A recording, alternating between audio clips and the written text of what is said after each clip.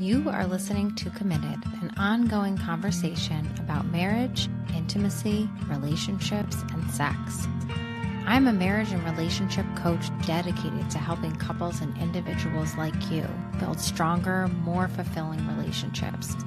I have a deep understanding of communication dynamics, conflict resolution, and intimacy. I guide clients through challenges with compassion and expertise. Good evening. I'm bringing an episode to you this evening on actually a Saturday night. I've been playing around with my recording studio. I have so many cool topics to talk to you guys about over the next few months, and I'm just really looking forward to that. And so let's get into it. Today, I want to talk to you about why your relationship is not over. And this really links to why I do what I do. So one of my missions in providing the coaching and work that I do with my couples and individuals is really figuring out how to make relationships work. Relationships are very hard. And when I started doing this work, the divorce rate was still at around 49 to 51%. And now what I've heard is that it's risen. And I lose a little bit of hope sometimes when I see that, because relationships are not what they used to be. People are wanting more out of their relationships. I think previously people were looking at marriages as stability, and it makes sense financially to be together and to stay together. And I'm not necessarily looking for the things that people are looking for today if I'm in a relationship maybe 15, 20 plus years ago. So now people are looking for their partner to be their best friend, and they're looking for that companionship and connection and intimacy. And I think that that wasn't valued as much in the past, and it is today. And so people will exit their relationships when they feel like they're not getting what they wanted out of those relationships. So I want to bring a little bit of nuance, because I think that there's validity to that, but I also think that it's important for people to go into relationships a little bit smarter. And when you find that you're struggling, you can kind of hopefully maybe refer back to this episode to try to identify what might be going on that's kind of bigger. So the first that I have on my list, and I have 9, is someone or both of you may feel unsafe in the relationship. I'm really talking about not necessarily the physical aspects of that. So if there's any sort of abuse in your relationships, you should exit out of those. I have seen people take breaks and exit the household, especially with children, so that you can move your relationship to a healthy place. That's sort of a whole nother topic, because that's a lot more serious and takes a lot more than just going to counseling. There's individual aspects in that, and really have to worry about a lot more. But I'm talking about really a lack of safety, meaning maybe emotional safety. And so it takes away from the intimacy that you have in your relationship. You can't feel close and connected to someone who you don't feel like you can be yourself with, who you can be and have a safe space with, to be able to share yourself authentically. If I feel like I'm not the person who I believe myself to be at my core, then I'm not going to feel safe in this relationship, and I'm not going to be happy. And I think that people really sometimes struggle with that and attribute their partner to the reasons why they can't be themselves, but don't really understand how to shift the dynamic that they have in their relationships in order to accommodate for who each person wants to be individually. The way that each person shows up in the relationship is going to affect the other person. And so if either or both of you has an insecure attachment style, the way that the other person shows up may feel like it is threatening the well-being of the relationship, or the ability of the person who feels threatened to feel secure that you're not going to leave them, that you're not going to abandon them physically, that you're not going to abandon them emotionally. Second on my list, you have poor conflict resolution skills. Relationships aren't going to find success if your conflict resolution skills are not strong and or they do not develop over time. Relationships have conflict. It's all about the way that you deal with the conflict that you have. Are you respectful of one another? Are you hearing one another? Are you being heard? Are you able to use words that your partner can actually absorb and interpret and do something with? And so if you are struggling with your conflict and you're not able to find a way to work through that so that you feel stronger and that you've come to some type of resolution or at least a stopgap where you can say, all right, we're going to pick up on this at a later time. And it's really pulling you apart from one another where you're not talking for days or you're not talking even for the rest of the night. You miss an opportunity to have sex. You miss an opportunity to go out to dinner. If that's happening over and over again, and you can't find a way to come together and resolve or put a pause on what you're dealing with, and then therefore can't have that intimacy, can't have that emotional connection playing to the first piece that I shared, well, then over time that gets really exhausting. And so you start to feel like, well, maybe I just might not work with this person. We can't make it work. Also, if you have one partner who's more resistant to dealing with conflict in a healthy way, this can come up.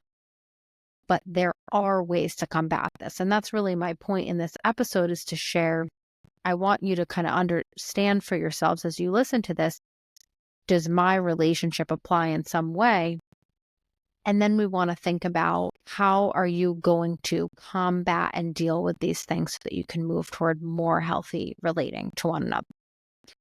The third is, you've had hard life events come up, and this is a tough few months or even few years of your life together. Sometimes people will struggle for 6 months or a year, and they sort of look at it like, oh my gosh, this is our whole relationship. Like, we've been struggling forever, and I'm just not happy for such a long period of time. But I heard something really wise years ago, and it was a mom and a wife, and she said, your dad and I didn't feel in love with each other for sometimes a couple years. And that seems like a really long time in the grand scheme of things, right? Not necessarily when you've been together for like 20, 30 years, right? But a lot of times people's relationships will fall apart in, what is it called? The 7-year or the 9-year itch, or something like that. It's like, we don't feel in love with each other all the time. We're not in love with each other. I should find someone else who I feel in love with. The reality of our relationships are that we don't feel in love with each other all of the time. We don't feel attracted to one another all of the time.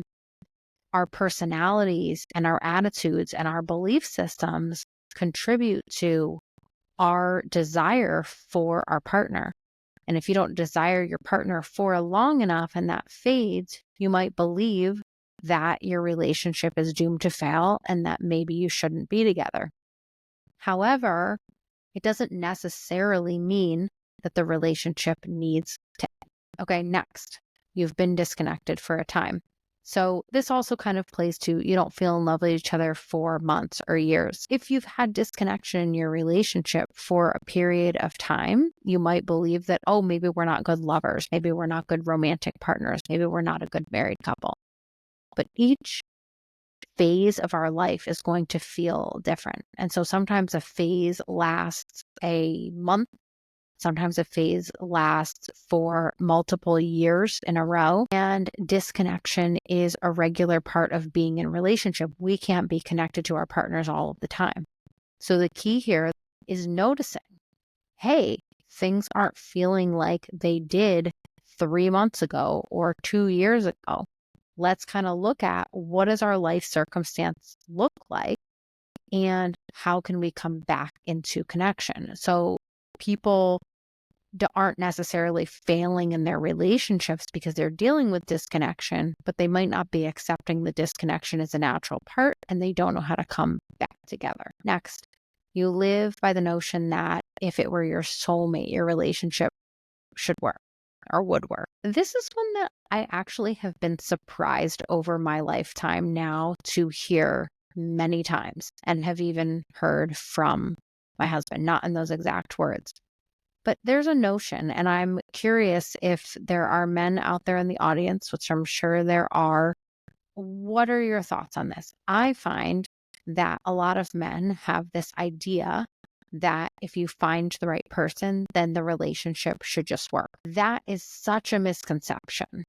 Every relationship has conflict. Every relationship has difficult times. And maybe you're hearing some of this from me the first time, and that's okay if that's the case. I am here to tell you that no, relationships absolutely go through struggles, and you might not feel the same way about your partner that you felt in the beginning. There's this period of relationship called the honeymoon period. And sometimes for people that lasts 6 months, sometimes it lasts for 2 years, sometimes it lasts for 5 years. It's that fun, lighthearted part of your relationship where you're really getting to know each other. And some people feel like that lasts a really long time for them, whereas others feel like it goes away very quickly. And I think it depends on multiple things: how you were raised, the way that you look at relationships, probably, your parents or other caregivers' relationships that you've seen over time. But a soulmate, you may believe in soulmates, but it doesn't mean, and that's fine, it doesn't mean that your soulmate isn't going to have any flaws. It doesn't mean that your relationship is not going to struggle. It just means that maybe you find someone who you work really well at those struggles with. But a lot of that is depend on your personal security in yourself. So if you and your partner are both secure in attachment and you come together, meaning, I guess I didn't explain or describe this, and I could do that in another episode as well. But the way that you attach to other people is very much dependent on the way that you were parented when you were a child in your earliest years of your life. So that's kind of that in a snapshot in short. And other people who have an insecure attachment style, at their foundation, they don't necessarily have the trust and the comfort that people are going to be there for them, that they want them, that they love them. And so that can definitely cause a lot of struggle in relationships. But if you and your partner come together and you are both secure in yourselves, your conflict might be a little easier because it might not be pulling up things from your childhood that make you think, oh, wait, this person might not want to be with me. This person might reject me. This person might stay with me for years, but not actually love me. Or this person might walk out tomorrow. A lot of times that's what's coming up in conflict. And so sometimes for people, that can go on overdrive and overload. And so they start to believe that maybe they're not in the right relationship. All right, moving on. You've asked for things you want and your partner hasn't delivered on those. So common, right? And I wrote a few other notes on this. The way you ask for what you want might not be translatable to your partner. So maybe your partner perceives you as passive aggressive, or you have certain nuanced ways of asking that are unclear, or you don't utilize your partner's preferred method of asking for the things that you need. That could be one cluster of reasons why your partner has not met your needs, right? I guess the blaringly obvious one is that your partner doesn't want to meet your needs, and so they don't. If that's the case, well, it might be a little smarter to go down the divorce or separation road, because it's in relationship, we need to get our needs met and we need our partner to meet our needs. In relationships nowadays, I'll say, because maybe in the past, some of those needs that we had, we accepted not being met, but that's just typically not what people are doing today. We want more equal partnership where we're considering each person in the relationship and we're working to meet each other's needs and any of the other goals that we might have. So one of the ways that you might find that your partner's not meeting your needs is because you're not asking them in a way that works for them, that they can understand. The next one is your partner's ability to understand, and that really plays to that. They're if they have confusion about what your needs are, or you're not able to clearly help them understand what meeting your need would look like, right? So if I say to my partner, for example, I want to feel more loved in this relationship, and But then what I don't tell them is the way that I feel loved is whenever you go pick up pizza from our favorite pizza restaurant. Well, if I just complain to them over and over that you're not meeting my needs because you're not making me feel loved, that's not clearly telling them what they could do to show you that they love you, right? Giving them 3 to 5 examples of what that might look like. Loving you might look like giving you a foot rub or starting the shower for you and getting it really nice and steamy in the bathroom so that it's nice and warm when I get in there, or making a favorite meal, or taking care of the kids and giving them a bath at night, or just putting them to bed completely so that I can go out for a drink with my friends. Everybody receives love in a different way. So if I'm saying to my partner, well, you don't meet my needs because you never, do this thing that says that you love me, it's a little bit too ambiguous for a lot of partners because they're not necessarily clear, and they might try to show in certain ways that are just really missing the mark for you. And so it is important to be explicit about what that looks like. And then the last one under this category that I have is you aren't meeting your partner's needs, but you expect your needs to be met. This is a really hard one because I think couples, and I've even done this in my relationship, we kind of can toggle back and forth of like, well, you're not meeting my needs, so you're not meeting my needs. Obviously, the goal is to meet each other's needs both as equally as humanly possible.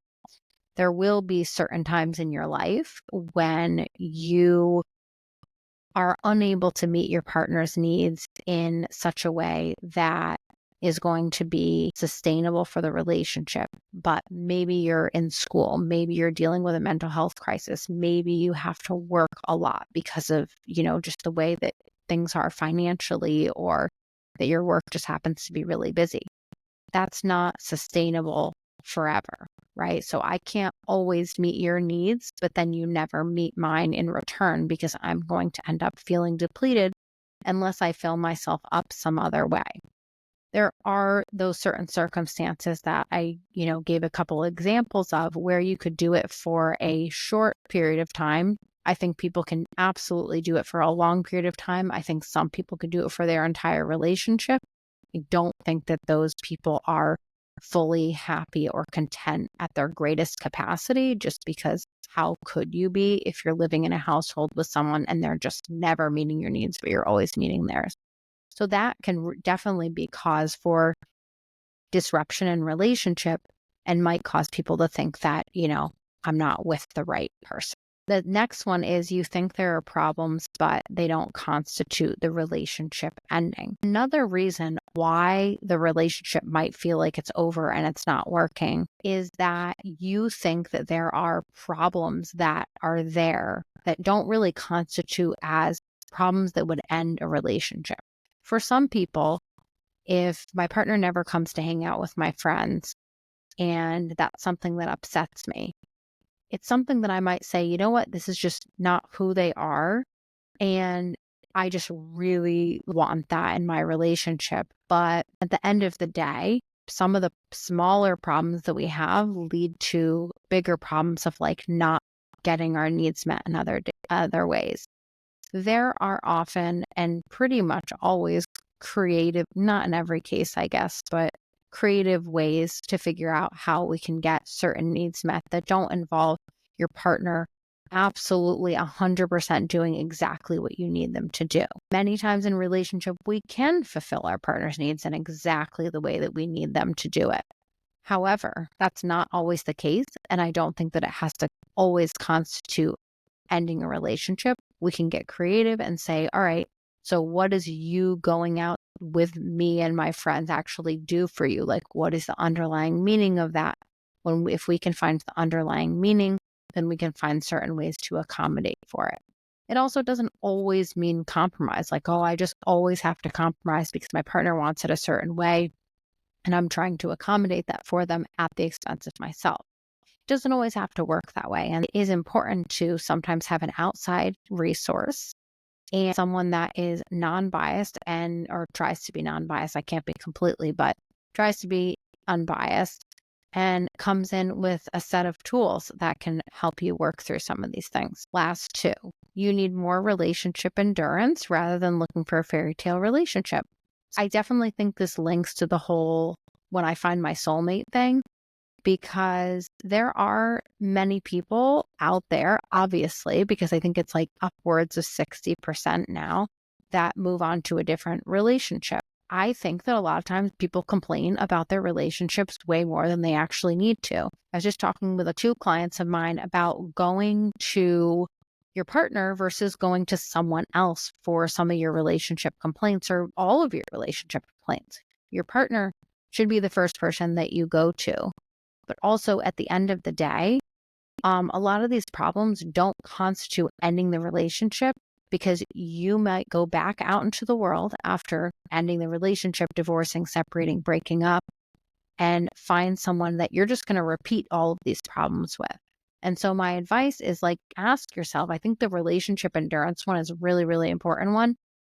You should work on building that endurance within yourself and within your partnership, because there are many, many trials and tribulations of life. And especially if you are young right now or newly in a relationship and haven't been in a very long-term relationship before, you will soon realize lots of things happen that impact relationships. And it's important to have that endurance and say, and I think you could probably equate endurance and commitment together. Because if you have that commitment and then you build that endurance, kind of both of those together, you can stand the test of time with many people. And this is in no way, shape, or form saying that you should stay miserable in your relationships. I think that you have the autonomy and you need to believe in yourself that I have the autonomy to change my reality. It takes one person as the catalyst, but often your partner will kind of jump on board after you've established that some changes are going to be made and a healthier relationship is on the way. So it only takes one person to start. Last but not least, one or both people are dealing with mental or physical health issues that are affecting you from meeting each other's needs or being either happy or content. I left this for the last, and it is so super important. I think that in our society today, anxiety and depression are mental health illnesses that a lot of people struggle with. And anxiety and depression are words that are thrown around quite often. However, people deal with clinically significant anxiety and depression and other mental health challenges that really affect the life and health of relationships. And sometimes we need to practice our commitment and endurance as we go through the process of trying to work through some of these things, or allow our partners time to work through some of these things with support, with encouragement. You want to support them in the right way. Now, you don't want to take on the responsibility of what they're dealing with, but people need time and are allowed to go through things. And so I'm not necessarily saying like live 30 or 45 years in a relationship where your partner is just perpetually depressed and you're miserable as a result. But at the same time, I want you to remind yourself that my partner's allowed to go through things. I'm going to do my best to support them and maintain myself in the process. I think something really big that I've learned about relationships is that, and this is why I was certified in codependency recovery, because I started to realize that many people, including myself, derive happiness from our relationships. And there's this balance that we need to have where I'm responsible for my own happiness and for my own success. And just because I'm in a relationship, just because I'm in a marriage, doesn't mean that I need to invest 100% of myself into that relationship. And I think that that opinion is probably one of the more new age, quote unquote, opinions that you might hear. I think that it is really great to be committed to your partnership, but that shouldn't be the only thing that I have going on, because then I am so dependent on that relationship that when anything goes wrong, I am feeling broken. That doesn't mean that I don't get into conflicts or little arguments with my spouse, or that you shouldn't either. I don't feel down during that day, or that I'm not thinking about it. I realize that happens, and that's the truth and the fact of life and of being in a long-term relationship or marriage. But at the same time, I have other responsibilities that I need to fulfill, other interests and other self-care that I do that is ultimately creating happiness and fulfillment within me. And if I'm completely depending on my partnership to do that, then it leads me down a path where the moment I'm unhappy, or the 3 months or the year or even the 2 years that I'm not feeling my best in the relationship, all of my eggs are in that one basket. And so I then go on looking for someone else to fulfill that within me. And I never find my own personal happiness. I'm always looking for it in a partnership. Thanks so much for tuning into the podcast. If you're new to our community, welcome. We really want our podcast to grow. So please like, follow, subscribe, and leave us a 5-star review with your feedback on how we can make your experience most catered to you. As I work with my private clients continuously, this podcast is a great way for me to help more of you. Please reach out if you have any ideas for an episode, comments, or feedback